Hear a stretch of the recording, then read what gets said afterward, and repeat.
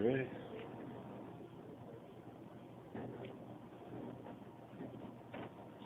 Everybody's already quiet. Usually I have to get your attention. Jerry get his preset. Okay. Welcome to the University of Tennessee Nuclear Engineering Department Colloquium Program. My name is Lee Dodds, and it's my privilege to introduce today's speaker, who is Dr. Barry Ganapol. He is a professor of aerospace and mechanical engineering at the University of Arizona in Tucson. Barry received a BS in mechanical engineering from University of California, Berkeley in 1966.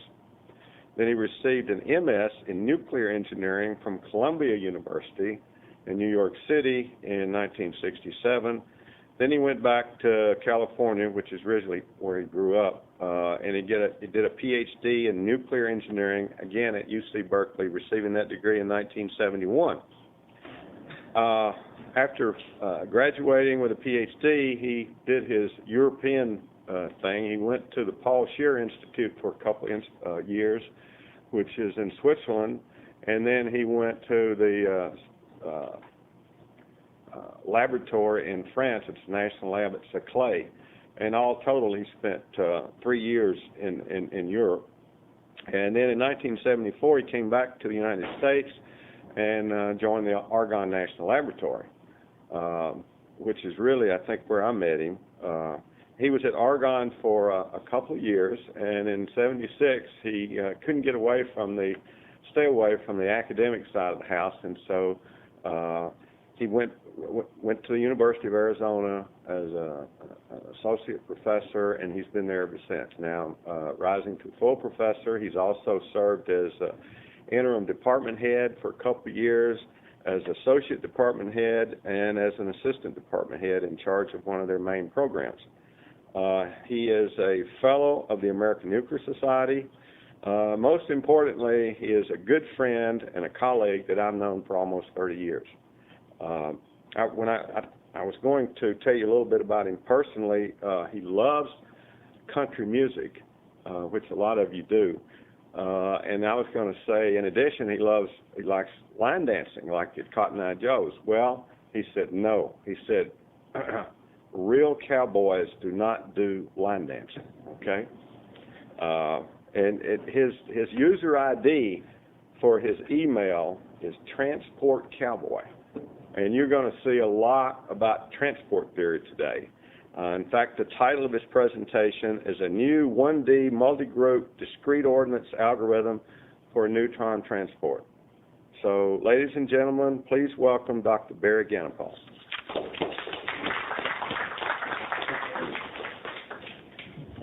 Thank you, Lee, for that nice introduction. And hopefully I'll be able to live up to that introduction. And now you've taken 5 minutes from my presentation, I need to speed up a little bit.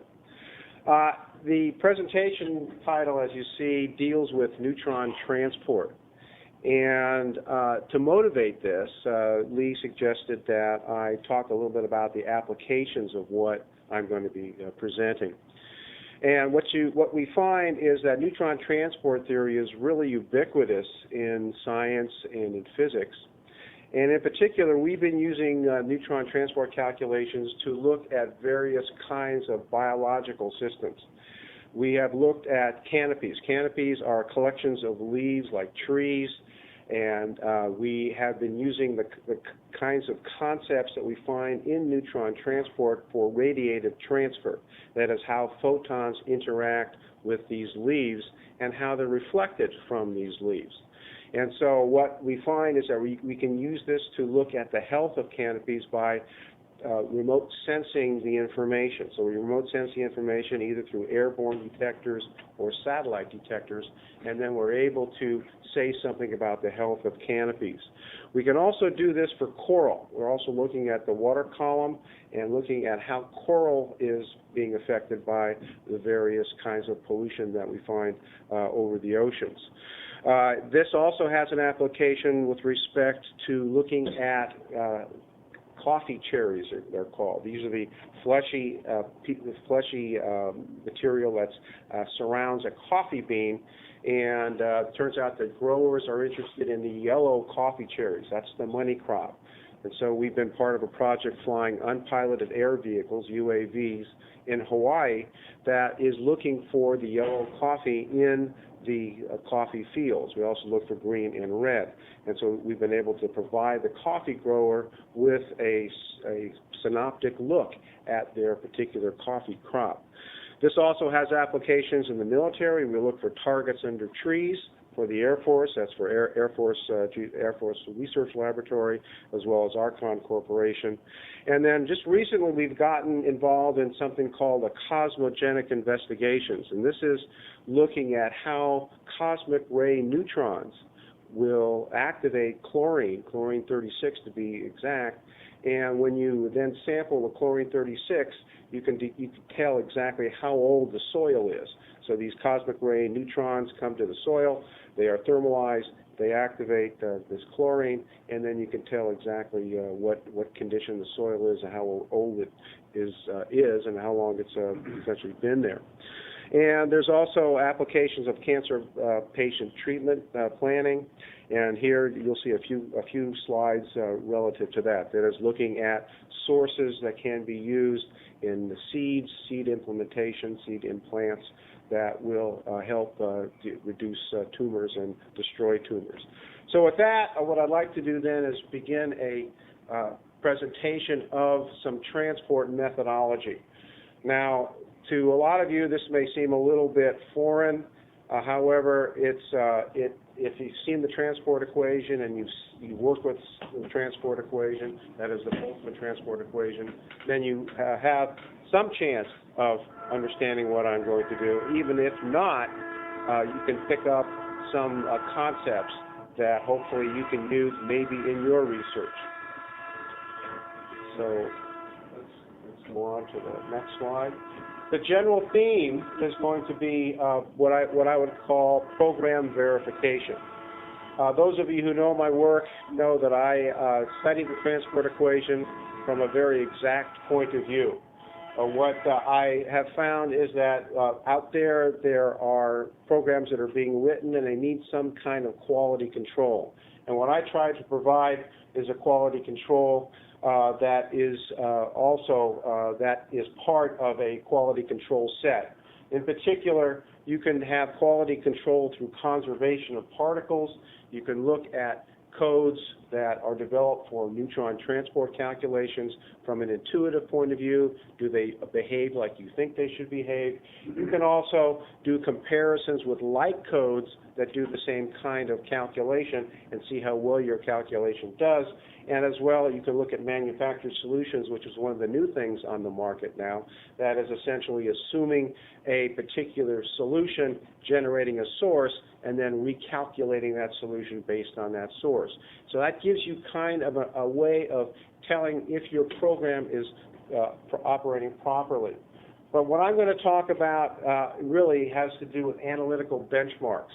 These are solutions, very accurate solutions to the transport equation that can be produced through analytical means. Why isn't this working? Okay. The specific theme that I'm going to be talking about is what are called semi-analytical benchmark solutions. These are very highly accurate solutions that evaluate solution representations, and they use well-established numerical methods: quadrature, matrix inversion, iteration, and acceleration to convergence. And again, those of you who know my work out there in the TV land, and also here, you realize that this is a departure from what I've done in the past. I have really dealt with analytical solutions to the transport equation, and what I'm going to do now is I'm going to step back and look at the solution to the transport equation using discretizations. And so I'm going to now go to a little bit more of a kind of a basic kind of a calculation. And this just as an example of some of the kinds of calculations that I've done in the past. This is now a source. It's a arc source, and it's a time-dependent source, and this is something that can be used in patient treatment planning.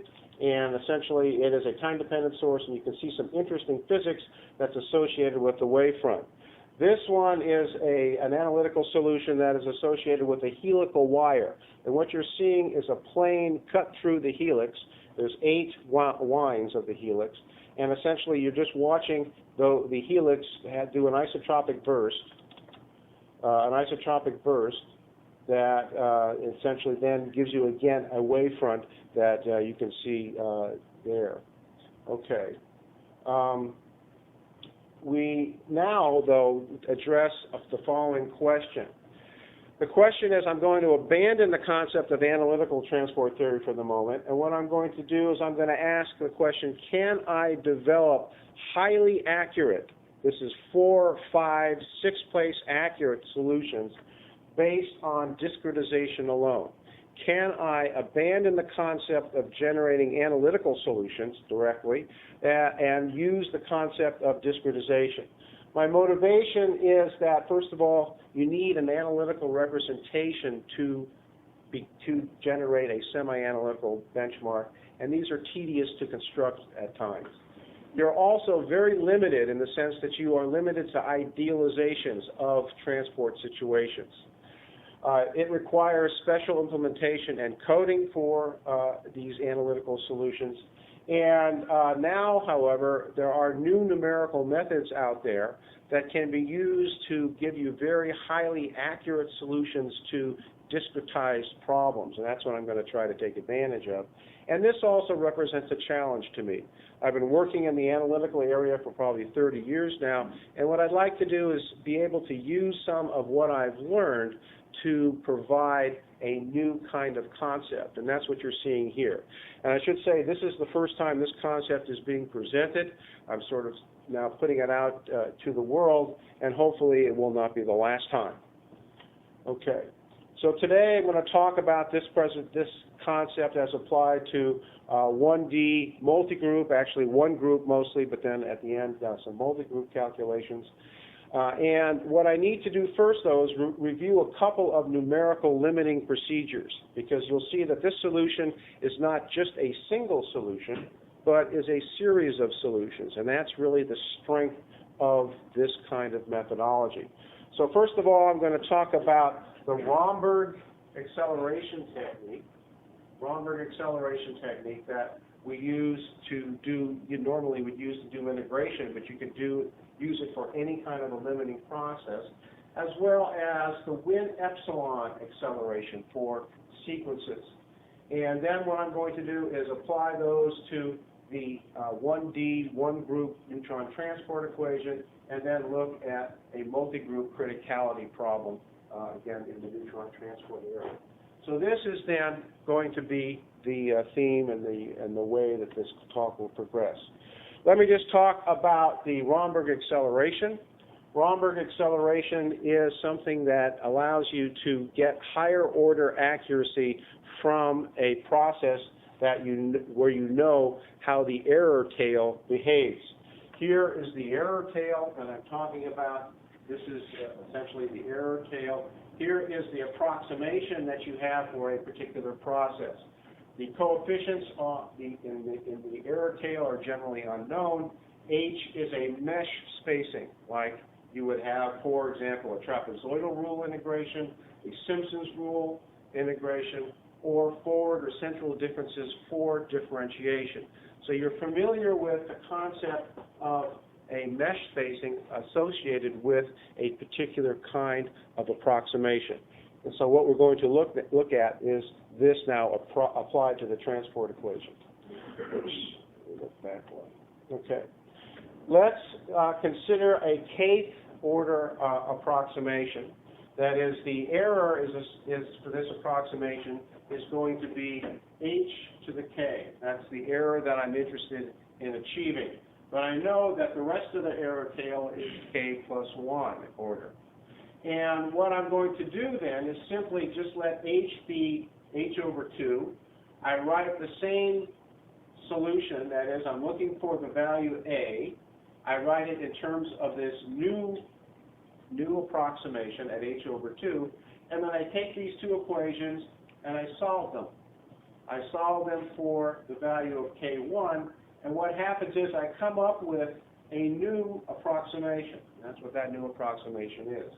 This approximation now is of order, next higher order, that is K plus 1. And so this is called Richardson's extrapolation. Romberg extrapolation, then, is continuing this process to get higher and higher order error. And so what you develop is something called a Romberg tableau. The tableau then has columns. Each column then represents a higher error and order error, and then eventually the last column is the one that you may want to use. So this is called a Romberg acceleration. Now I'd like to apply this, and I'm not going to apply it to this one.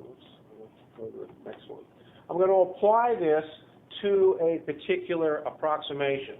And also I want to introduce what's called a complex step approximation to the derivative, something I'm sure that you are most likely not familiar with.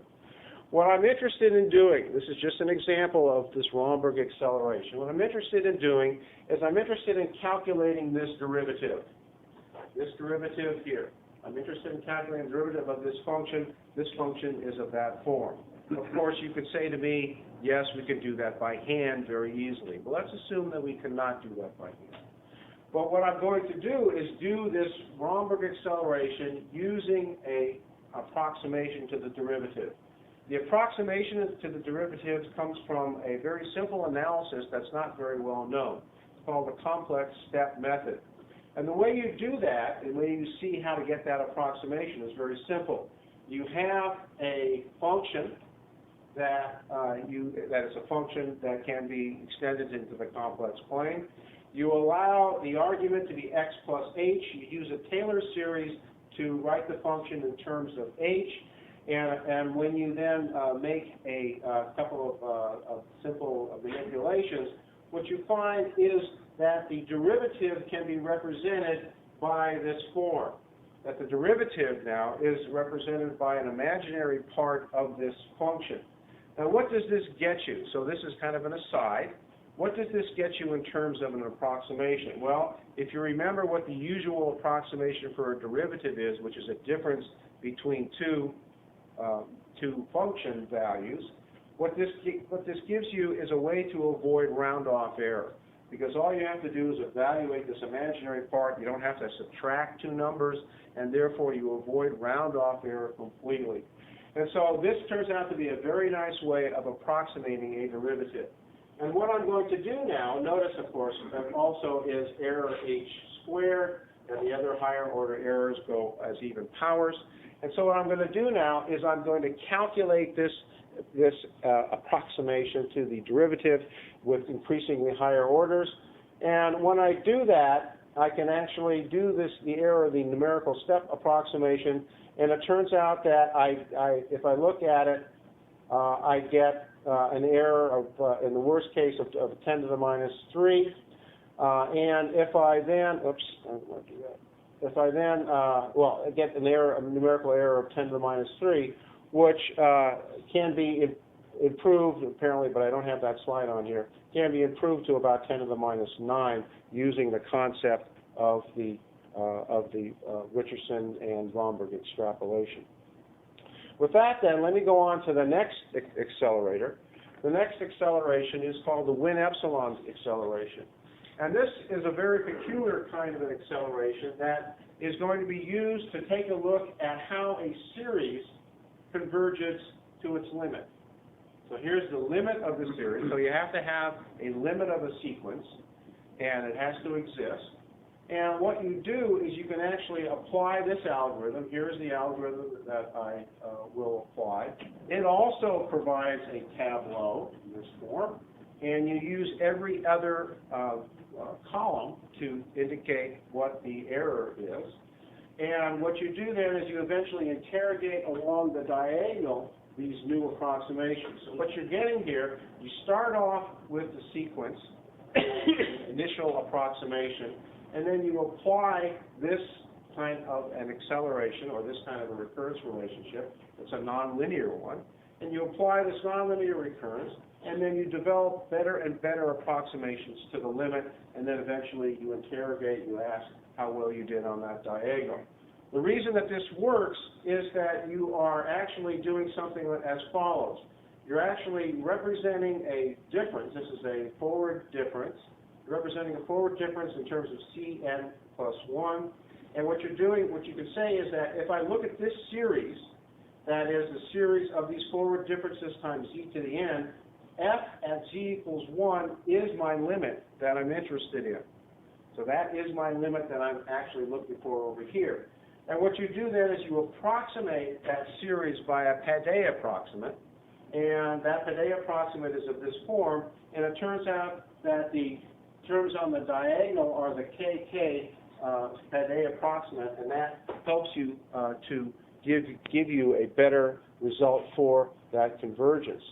Here is an example. I'm going to take a Legendre series of this form. The partial sums then form the sequence, because I'm interested in the limit as small j goes to infinity. The partial sums form the sequence, and then I'm going to use that sequence in this Romberg accelerator. And here, if you look at just a calculation without the acceleration, here is the j as I'm trying to approach that limit, j going from 0 out to 92.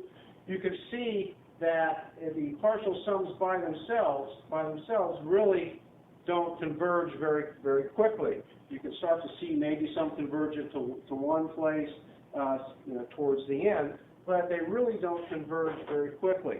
However, if you apply this accelerator, what you see now is very strong convergence. These are the accelerated values. And you can see then, you can identify then 2, 3 places. As you get down to the end, what you see, of course, is 5 places, and that's what the error is telling you, essentially, that they're 5-place error, that you have 5 places of accuracy. So you can see how very effective this accelerator is. So here is just is a calculation showing how that series looks from the standpoint of, again, a Win epsilon. I get 10 to the minus 5 relative error, whereas if I use the original, I just get a 10 to the minus 2. And this is for what is called a kind of like Henyey-Greenstein series. It's actually not, actually this one is a Henyey-Greenstein series with G equals 0.9. Henyey-Greenstein is a scattering kernel for photons that can be very forward peak depending upon G, where G is the anisotropy factor, and it's essentially the cosine of the forward direction in this case. If I look at, let's look at the next one here. If I look at a G of 0.995, very forward peak, it turns out that the original series will not converge at all. And what I can still get, though, is a 10 to the minus 5 converges with the Win epsilon. So it's a very effective way of accelerating very difficult sequences towards their limit. Okay, how do we use this then for the transport equation? What I'm going to do then is use these two concepts, these two acceleration concepts, to find a solution to the transport equation. And what this transport equation describes physically is the source, a source that is coming into a slab. The slab is transversely infinite, finite in the longitudinal direction. This is the transport equation that I'm interested in. Again, some of you, I'm sure, have seen this equation before. I am mainly going to be interested in what's called the reflectance and the transmittance associated with this particular slab. That is, what is coming out the top, again, possibly in the context of remote sensing, and maybe what is coming out the bottom, which could be more of a context in target recognition. Okay, so I am going to look at this transport equation and figure out how I can solve it most efficiently. What I'm looking for are very accurate solutions to this transport equation that are not necessarily analytically generated. So I'm looking at how we can discretize this equation and get very accurate kinds of solutions. Oops. Let me say that what I'm going to be using is the SN method, which really has meant in the past segmentation N method, where I'm going to discretize in some sort of a segmented way. Originally, it was discretized in line segments. That's no longer done. And this formulation really came from radiative transfer about 1950 or so. It was called the Wick-Chandra-Sekar formulation. It's really a very simple way of bookkeeping, and it was really put in on the map by Bengt Carlson, Los Alamos, many years ago, who used it for the calculations associated with Los Alamos' mission. It's a most fundamental solution to the transport equation. It is a simple bookkeeping, a simple discretization. You may have heard some of the terms associated with it, something called diamond difference, linear discontinuous, the Lurkin quadrature, and it has emerged as a very robust method that is used to solve transport problems. The way we're going to do this is, first of all, break the transport equation down into a collided and uncollided component. So here's the collided component, which can be determined analytically. Very simply, it's just the neutrons that pass through the slab and really reach any given position. Some are, of course, absorbed, and some are, well, in this case, it's one group problem, so the scattering really doesn't affect us. And we can calculate this, as I say, analytically, as indicated by that first equation. Then I can include this as a first collided source in the original transport equation. And so this then becomes a first collided source over here. So now I don't have to worry about this highly discontinuous delta function. That only says that particles are coming in at a particular direction. And what I can then do is to calculate the total intensity I have here, just to add up the two contributions. Now the boundary conditions for the collided component will be zero incoming from either surface. So that then is the equation really that I would like to discretize, is that middle equation. Okay. The angular discretization will be what's called a double Gauss, and we are going to assume an exact kernel. That is, I'm not going to do what usually is done, is expand the scattering kernel in terms of Legendre polynomials, but I'm going to just keep it as a point-to-point kernel. But the scattering kernel is this term here. And so it's an exact kernel representation. And what I'm going to do is simply discretize, which means that this actually should be down here. Then I'm going to discretize with respect to the zeros of a shifted Legendre polynomial. And that is, I'm going to have actually a total of n zeros between plus and minus 1 for mu. Mu is a cosine of an angle. And I'm going to then discretize the entire transport equation with respect to those values. I have weights associated with a Gauss quadrature. I have assumed a summation for the integral, and that's where the approximation comes in. And then I have these boundary conditions. So I'm going to, first of all, discretize with respect to mu, that is the angle. And then I'm going to discretize with respect to space. So here I've discretized with respect to space. So I'm going to assume that I have a mesh spacing, and it's going to be uniform, a uniform mesh spacing, and I am going to assume that it is for the entire medium. Medium is homogeneous, and let me remind you, we're talking about a one-group problem. It's a one-dimensional problem, and it's a homogeneous problem at this point. Now, these all can be relaxed, as you'll see at the end. Okay. Okay, what I'm going to do, am I in the right one? No, this is the one I want. Make sure? Yeah. What I'm going to do then is do the following integration over one of the mesh spaces. So I'm going to essentially integrate over a mesh space tj plus 1, the entire equation. This comes from the perfect differential that I integrate. Then this is just what I'm left with in terms of integration. This one is with integration, and I can integrate the source exactly in this form. So here I've done a step that requires no approximation at all. And now I will do an approximation. I'm going to apply the trapezoidal rule to the integrations that I have indicated above. And that is, the trapezoidal rule is this simple just adding of the two endpoints over the interval times the interval divided by 2. So it's the average value. And you certainly do remember that. Okay. Then you realize that this error is of order h squared. So the trapezoidal rule error integration that I introduced now is going to be of order h squared. And it has also the error tail that I indicated before. So that's the spatial discretization error. And I also have an angular discretization error.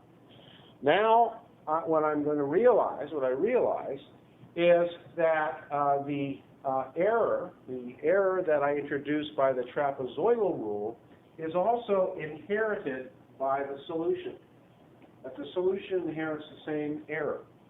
So the solution will have this kind of an error tail and will be of order h squared accuracy. And so now I'm in position to use the Romberg concept for acceleration. So now this is just a lot of detail that indicates what equations I actually solved. But now what I can do is I can use the initial calculation that I'm going to get from this computation here, initial calculation, which is the SN calculation. And I'm going to use the Romberg tableau, the Romberg approach, error approach, to eliminate higher and higher error terms. And so I get a much more accurate solution as I apply each of the steps in the Romberg tableau.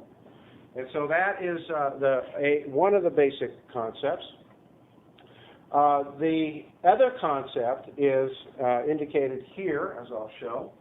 First of all, what I'm going to do is break this whole solution methodology down in terms of iterations. There is a possible iteration that can be used, and here I didn't indicate this before, but it turns out that the scattering kernel can be represented in terms of an integral over azimuth. And so you can actually include, for very complex scattering kernels, this iteration in the process. So you can actually do this approximation with some sort of a integration rule, and then you can actually include this in the iteration that I'm going to be talking about. The iterations, however, that I'm going to be really concerned with more, this one is just an incidental one, the ones that I'm going to be concerned with mostly are the SN quadrature order. In other words, I want to make sure that the quadrature order n that I've chosen is accurate, gives me a very accurate answer. And so what I'm going to do is ask the program to determine its quadrature order, as well as its spatial discretization. And so I'm going to ask the program to do this. And there's also, it turns out, and I didn't mention this, but it's well known in SN calculations, you have something called an inner iteration to avoid direct matrix inversion for the fluxes at the spatial points. And so there's an inner iteration going on too. And what's going to happen is I'm going to also apply this outer iteration, which is a Win epsilon acceleration, on the quadrature order n. Because what I realized is that my answer is really one of a sequence. For each n, I have a solution to the transport equation. And I'm going to think of the solution then as the limit of that sequence. So I'm going to limit that, go to a limit, and the way I'm going to go to that limit is through this Win epsilon accelerator. And so that is sort of the idea of using the spatial Romberg accelerator to get very high order accuracy in space, and the Win epsilon acceleration to get very high order accuracy in angle are the new features of this methodology. And I don't believe this has ever been done this way in the past. This slide just indicates what the iteration strategy is in more detail.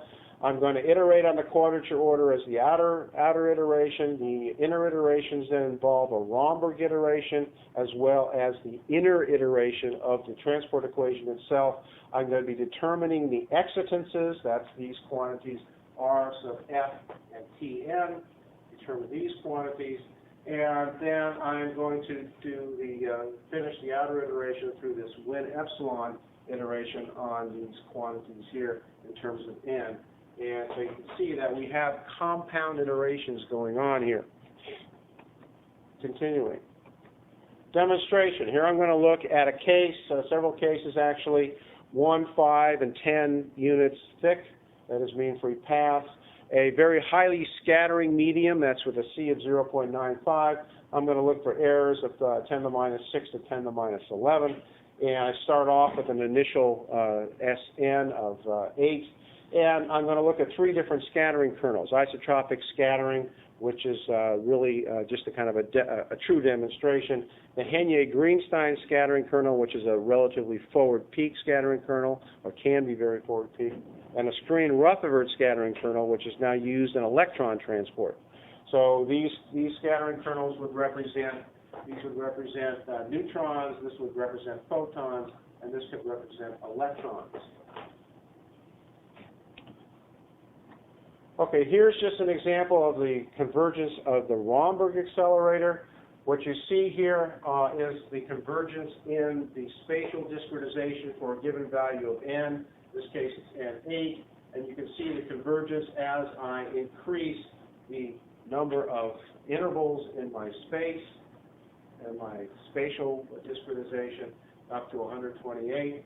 Here you can see that we definitely converge. This is the reflectance. Converge in the transmittance, and I have some errors there. We now look also at now a higher order approximation, that is N56, and you can see again there's hardly any difference in convergence here. However, we do converge to a different number because this is a different angular approximation. And so what I like to do then also remember is converge this number in the angular approximation. This just shows you how the Romberg behaves. Here is just a plot now of the outer iteration, that is how the reflectance and transmittance, these are called excitances, how they behave in terms of the discretization order and angle, and you can see eventually that they will level out. Notice that we have a very tight scale, because remember, my main goal here is to show that we can get highly accurate numbers. 5, 6, 7 places. Very tight scale here. Here is just an example of how some of the accelerations do. What we have, first of all, if we look at just the acceleration, or just look at the SN calculation versus n. So we're looking at it versus the angular quadrature. We're just looking at the SN calculation. You can see that's the blue. It is essentially level at the value of 10 to the minus 6, which is good, but it's not to 10 to the minus 7, 10 to the minus 8, or higher that I'm really looking for. Now, if I apply the Win epsilon algorithm, if I apply this is without the Win epsilon I got. That's just with the Romberg approach, the Romberg acceleration, I get the red. So I get the red dots, the red squares. If I then look at the entire convergence with the Win epsilon, then what happens is I get the values here in the black, and you can see in general that we do better. When we apply the Win epsilon algorithm, and that's really the key here, is that we would like to be able to do better. We do better by almost a factor of 10, and that's what we're really after again. Same thing here. You can see it a little bit more clearly in the the thicker medium.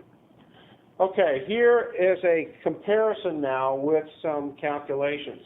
We did a comparison of this method, which is now called the CSN method, Converged SN method.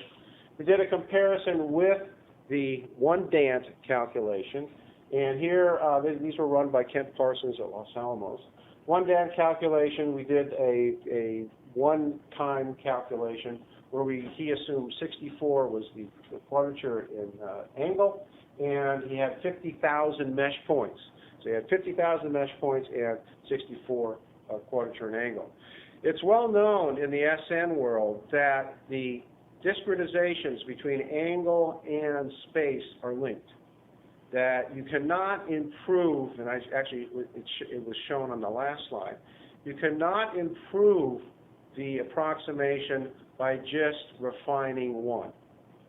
So you cannot simply pick a mesh spacing and then increase the angular quadrature to very high orders and expect to get accurate results. You cannot pick a quadrature order and refine the mesh spacing to get accurate results. It doesn't work that way. So you have to do both, and that's what this algorithm is actually doing. So this calculation is just a one-shot calculation, this DANT calculation, and it is how you would normally run an SN calculation. Then we ran Monte Carlo, 1 million particles and 100 million particles, Monte Carlo, and we compare to the CSN method. The underlying digits are the ones that are first incorrect. And you can see that the DANT does pretty well with the CSN. It's pretty much as I showed in the last figure, which you would expect. Monte Carlo does increasingly better, of course, as you get better statistics. And so that's what you'd expect. So these numbers are in comparison then with these numbers here. And so we feel, again, we feel comfortable in that we are actually producing some accurate results, but not accurate enough. How do we do this? Well, again, I come back to the question, can we actually get the kind of accuracy that I'm looking for? Now, some of you may say, that's ridiculous. I mean, you don't need this kind of accuracy to build a particular system, and that's true, you don't. But again, for those of us who are responsible for the quality control of transport calculations, these kinds of calculations are very important. We'd like to provide the community with these calculations so they have the way of checking what they have and how accurate they are. They have that ability to do so. And more importantly, what we find is that the calculations that are being done out there in real applications are indeed very accurate. But what this kind of exercise does, for one, is that they provide a way of telling if your code is operating properly. They find errors in the Fortran, possibly errors in the coding of an algorithm, and they can also find numerical errors that may come up in the calculation. So again, that's why we're going after this very high kind of accuracy. What I did then is compare this calculation, the CSN calculation, with a calculation of a code which has been around for a while that essentially is a analytical solution to this problem. I should say semi-analytical solution to this problem using Fourier transform inversions. And unfortunately, I don't have time to go through that whole thing. I don't think you want to hear it right now. So the fact is that you have to take my word that this is a very highly accurate calculation of the same problem. And what you can see is that when I apply the CSN in full, that we do come up to the kind of accuracy that is associated with the true kind of semi-analytical solution that I am interested in. So we can actually answer this question, and the answer to this question now, at least for this problem, is yes, we can come up with a very highly accurate solution. Okay. There are some additional applications now. I'm going to apply this theory to, again, a Henyey-Greenstein calculation, which is, again, a forward peak kernel. And I should say I'm doing this because now the challenge becomes a little bit more. The challenge now in transport theory and these kinds of problems will be, can you do well with very forward peak scattering? Now, this may not necessarily be a neutronic problem, but it's a problem for electrons and it's a problem for photons. So now we get into this realm, and that is, can we take this method to another level? Can we actually solve very forward peak problems as represented by the Henyey-Greenstein or the Screen-Rutherford? This again is for photons, this is for electrons. What does forward peak mean? Forward peak means that as the particle, photon or electron, interact with the atom or the nucleus possibly, then what you find is that the resulting particle is almost straight ahead. Almost, but not quite. Straight ahead is very simple to deal with. That's like nothing happened. But if it's slightly deflected, like what happens with electrons in a field, in the field of the atom, it gets slightly deflected as it interacts, as it moves through a medium. And so what that means is that we are trying to describe this small deflection, relatively small deflection, with a scattering kind of deterministic methodology, that is the transport equation. We're not using Maxwell's equations to describe this, but we're using this kind of localized scattering concept. And now the question is, can we deal with it? One of the other things that we'll deal with is that this scattering kernel, turns out the Screen-Rutherford scattering kernel has this form. This goes directly into the transport equation, and now the transport equation looks a little different than what's normally done, again, because we don't use the Legendre series expansion that one usually sees in a transport solution of this kind. Okay, here's just some examples. I don't have any exact solutions for this, but if we look at the Henya-Greenstein for 0.95, we can get some cold comfort in that we are doing the right problem by decreasing the error and seeing that the answer doesn't change very much.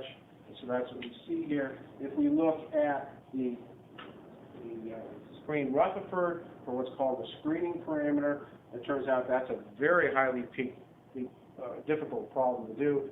It turns out then it looks like, at least for these parameters that I have here, it looks like we do fairly well. Let me say that that's as far as we can go. We really can't reduce this further, that is, get it more forward peak by going to 10 to minus 6, which is really the number that should be used there for realistic problems, or to very forward peak photon interactions of 0.999, say. And so we really can't do that with this methodology. Something else has to be implemented. And now that I let the boys at Los Alamos, the boys and girls at Los Alamos, take care of that problem, because that's what they want to be dealing with, those kinds of transport challenges. However, I'm sure I will take up this challenge at a later date. Okay, here's just a graphic of what kind of fluxes you would expect. I recall that I haven't really given you fluxes. I've given you just excitances, that is reflectance and transmittance. And so what you're seeing here then are for the Screen-Rutherford calculation, you're seeing a depiction of what is coming out the top of the slab and what is coming out the bottom of the slab. And you can see certainly as eta gets smaller, here, you can see that you do get a very forward peakedness that comes out the bottom of the slab. And so what you find is that you are getting a very forward peak kind of calculation, very forward peak kind of physics when you're looking at these kinds of numbers, even though it's not as forward peaked as I would like to be able to calculate, but it does indicate some forward peakedness. Okay, oops. Let's look at something else now, and let's look at a situation which we know well in neutron transport theory, and that is criticality. Let us ask another question now, and this is something that I think is again a question that probably hasn't been asked by transport theorists before, and that is, we all know that when we deal with a fixed source problem, in general, we deal with a fixed source problem, that everything is very well posed when we have a subcritical system, that is non-self-sustaining. When we deal with a fixed source problem and one that is a critical system, in the time-dependent sense, we can describe it through the transport equation. That is, if I add a time derivative, we can describe supercriticality from a time-dependent point of view. However, if I deal with a fixed source problem and a criticality, that is, the system is critical, and I have a source in it, what does the transport equation do? That's a question that really, we stay away from. We teach that you do not put a fixed source in a critical system. You just don't do it.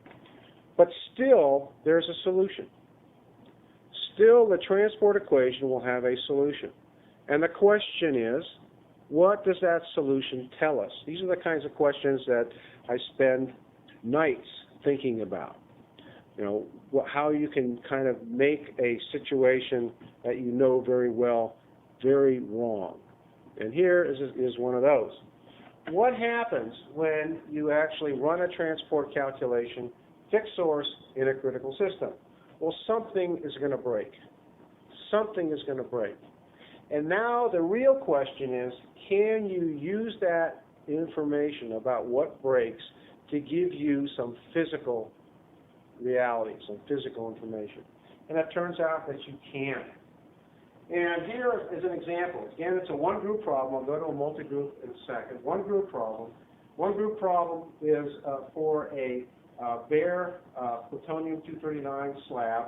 The cross-sections are from a very nice piece of work by Avneet Sood, Art Forrester, and Kent Parsons at Los Alamos, and it's also published in Progress of Nuclear Energy. They give a whole set of criticality benchmark calculations. Here's one of them.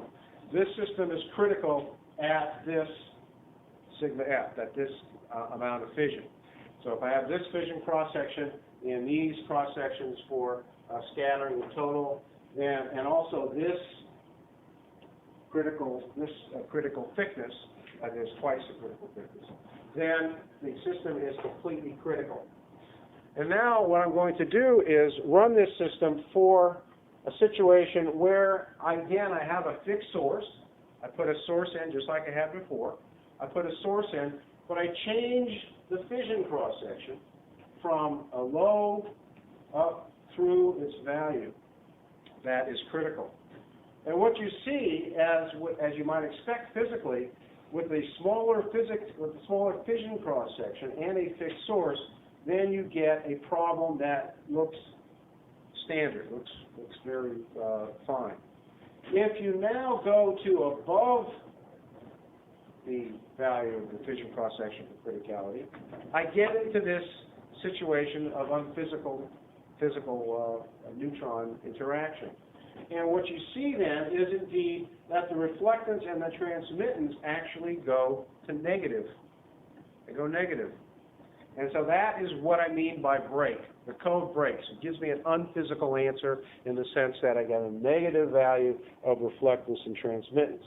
But now you can use that information, because what you can do is you can say, I know that criticality is between unphysical and physical.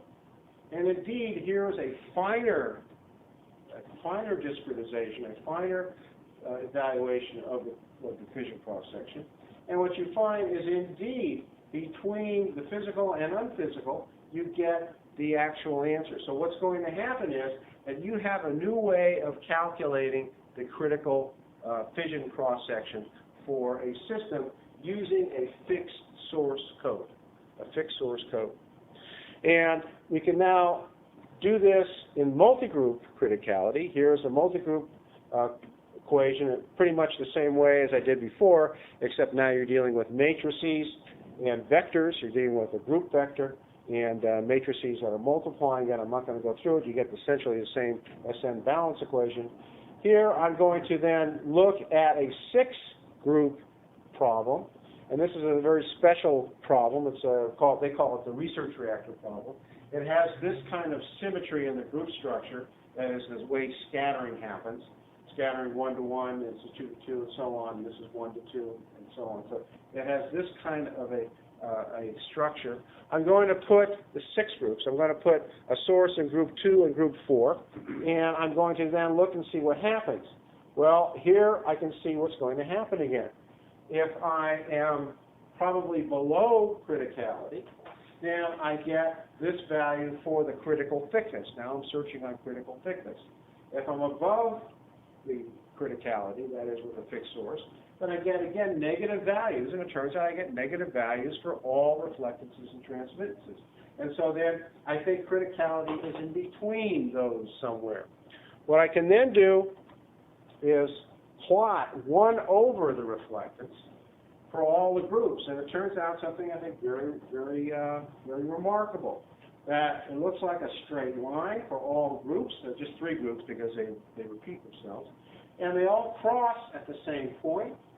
I gave this problem to Kent Parsons, where they actually had not calculated the critical thickness for this problem for some reason. And I gave this problem to Kent Parsons to run on his DANT calculation, and he came up with exactly the same number that I have here. That was one of the my finest moments at Los Alamos this past summer. So there's something to this. I haven't explored this completely. I haven't pushed it, but there's something to this that will I think be something useful in the future.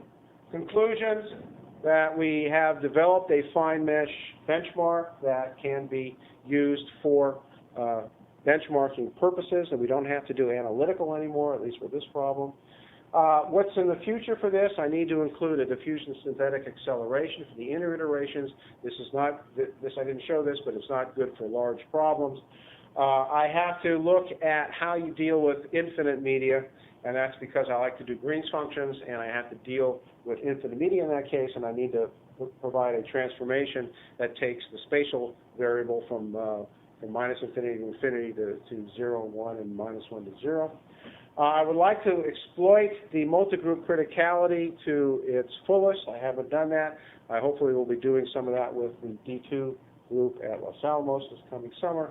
And I want to, these kinds of calculations have already been applied to canopy radiative transfer with polarization, some work I've done recently at Hanscom Air Force Base with the Air Force Research Laboratory, and has proved to be very effective in looking at the situation where we have polarization. And then I think, since time dependence is really my first love in transport theory, I want to go back to time dependence, try this concept, that is the approach, the Romberg approach to time dependence, and see if I can actually then get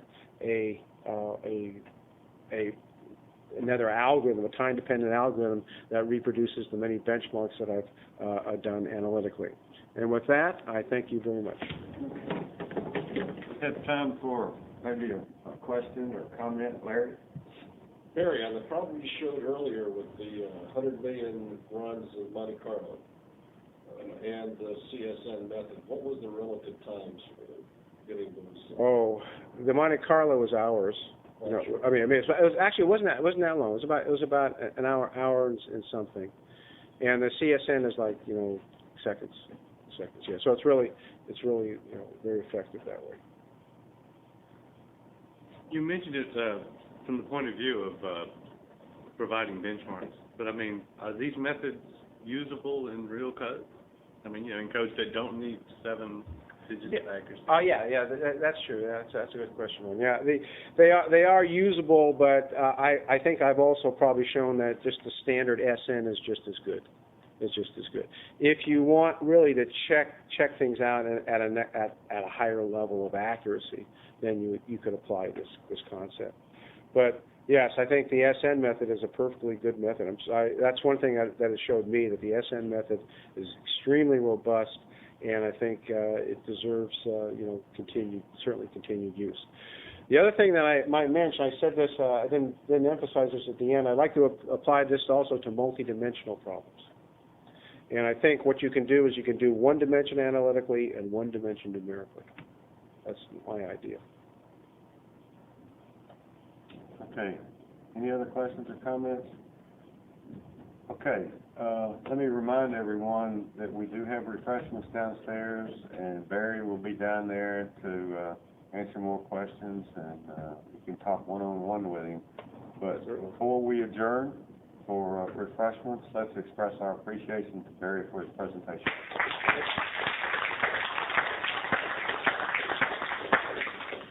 Thank you. off. Take some of that off there, yeah.